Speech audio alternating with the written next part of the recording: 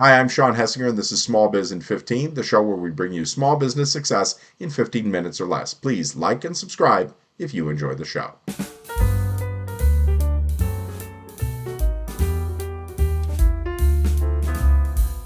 Well, many entrepreneurs dream of reaching millions with their product or service, but what if your customer base is only a few thousand?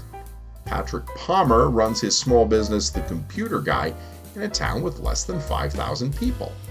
Here he is to tell us more about running a business in a small town. Well, Patrick, just to get started, we're going to talk about small town businesses. And I know that's something that you're very experienced with, being a small town business owner yourself. What would you say is the main difference between starting a business in a small town and starting one elsewhere, say in a larger urban area? Well, probably the main advantage for me in a small town is I've lived here for 57 years, or out of my 57 years, I think I've lived here 54 years, and that is you can't buy trust. And so some of the same people that saw me walk across the graduation stage, or knew me when I was in Boy Scouts, or knew me way back when I was in radio in our town. Those people know me. Those people trust me. It's like many people say, Patrick, the door's open. Just go in and fix the computer and leave me the bill. I mean, that's small town at its finest. We have a town. My main town, Hampton, is about 4,200 people. So that's kind of where I'm at now. I've used that small town niche to do other projects in other towns. I kind of use the radio station thing where if they could hear me in an area, that's where I could serve. I basically do free pickup and delivery 45 miles from Hampton. And so that's how I got into Mason City and Webster City, and I was in Waverly for a while. I was a member of 4 different chambers of commerce for a while, and that did help too, to a point. But you have to be active as well and volunteer and be present. You just can't say, okay, I'm a member and that's all there is to it. So being active in our town, I'm on the city council here in our town, which probably has cost me a little bit of business, because there are people they get a warning letter for their grass being too long. They think I sent it out. But anyway, that it does have its pros and cons, but by and large, I would not want to go to a big town and start a computer repair place with the values and the morals and the whatnot that I have. I think it'd be very tough. What do you think the greatest challenge you face when you start a business in a small town might be? Let's say maybe that you didn't grow up there, or even if you did, what would you think the biggest challenge is when you start a small business in a small town as opposed to a larger market? Right. What I've done when I've gone to a smaller town is I've just claimed to be the expert. I am the expert here. I plant my flag in the ground, and I'm the expert until someone says you're not. And so I tend to find the pain points of the current computer repair person. Oh, so they didn't do that. Oh, they didn't know how to do that. And oh, they lost all your data. Oh, finding those pain points so you build the trust with them, and then word spreads. One of the main reasons why I'm not in the Webster State Chamber anymore, and I was also part of a work group over there, a workspace, was that I just built my business big enough I didn't need them, and a couple other factors with Webster State goes into it. That's not the whole thing, but anyway, I didn't need them. I was already promoting myself more than they were promoting me, and there were no other computer repair techs that had brick and mortar stores. And if they were, I could still do it cheaper because I didn't have to pay rent. So I come to town and have a set schedule on Fridays. I went there, and I have set schedules. I go here and there, and people just know, oh, it's Monday or Wednesday. It's Pat's day in Mason City, Iowa. maybe even if you don't come from there, maybe if you relocate from a larger place and you say, I like small town living, but is there, I'm a business owner, I'm an entrepreneur, am I really going to be able to make it in a small town with a smaller market? What do you think the advantages are? Depending on what the business is, I think you could. I know in the year 2020 in our town, I'm on the city council too, so I kind of have access to this too. Um, in 2020, when everything was doom and gloom with COVID, we had 20 new businesses start up in our town.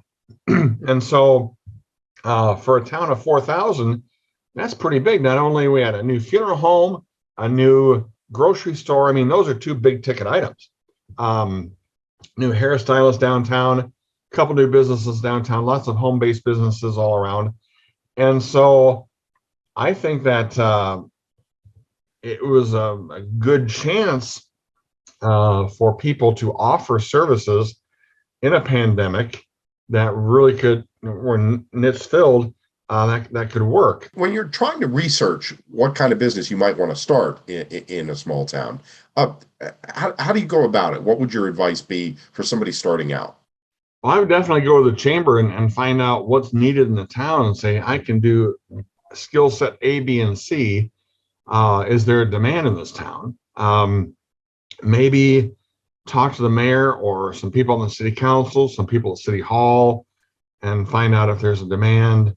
Um, Walk up and down Main Street, pop into a few businesses, just introduce yourself, stick your hand out. That's how I did it. Of course, I'm a people person. And so I've never met a stranger. Heck, I've never met you. But anyway, that's kind of my style. And another person you'll probably talk to, maybe Deb Brown, she's the same way. She's never met a stranger. She's walked in the room and has met everybody in the room and knows their name. Heck, I can't remember names.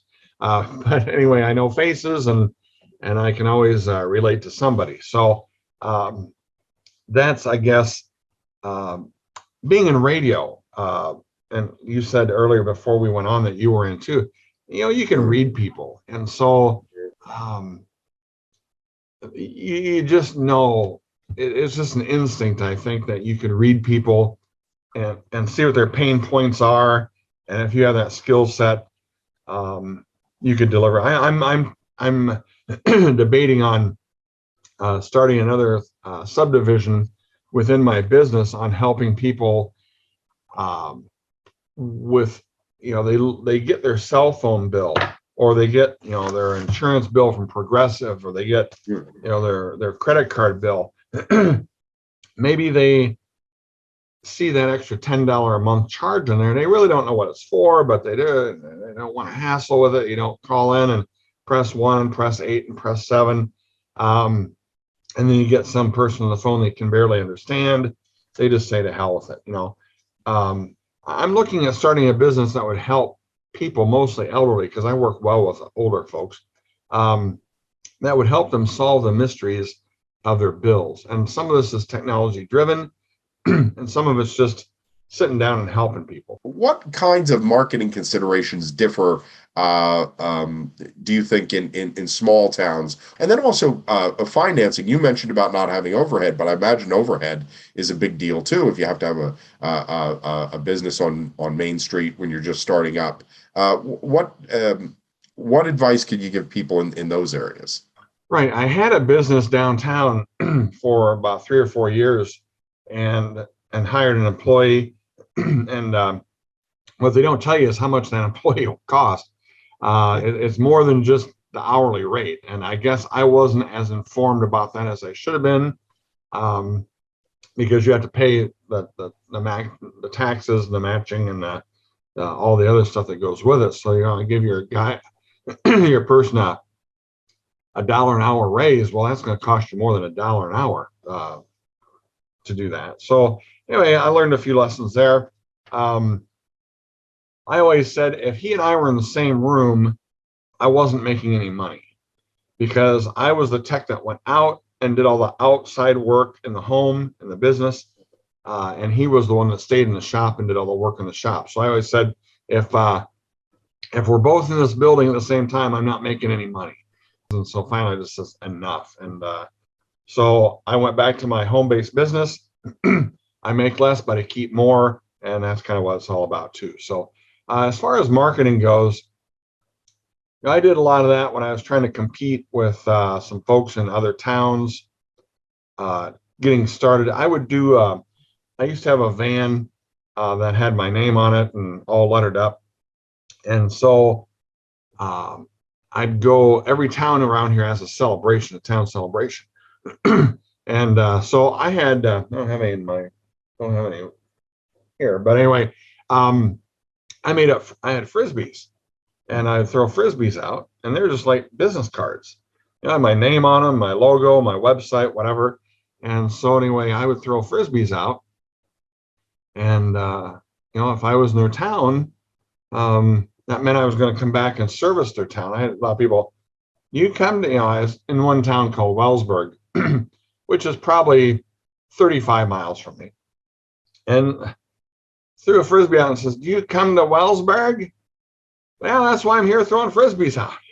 So, but then the parades. I was doing 15 parades a year, and then one day I noticed when I drove through a parade, everybody was staring at their cell phone and not watching the parade. I hit 3 old ladies in the head with frisbees, and because they weren't looking, and kids were just being idiots over it. And I remember I was in Clarion, driving down the road real slow, parade speed, and I had my 4-way flashers going, and evidently I had a light bulb burn out in one of the 4-way flashers.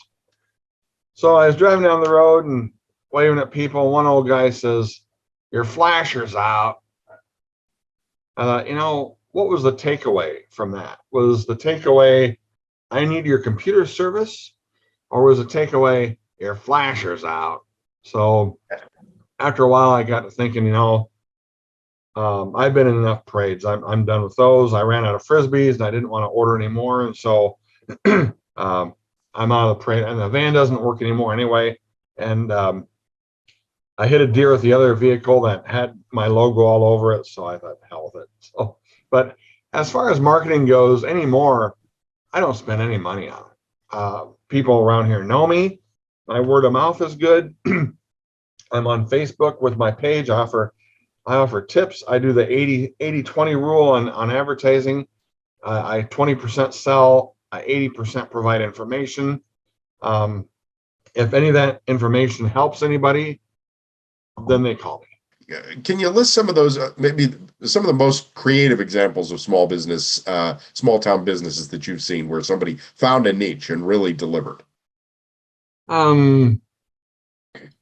I think the small town handyman carpenter is probably the biggest business and most viable business out there right now. You've got contractors who can do everything, but hey, I just need a faucet fixed, or I just need I had a leaky roof, or something leaked, and it's like, I just need this repatched with drywall stuff, and I just need something repainted.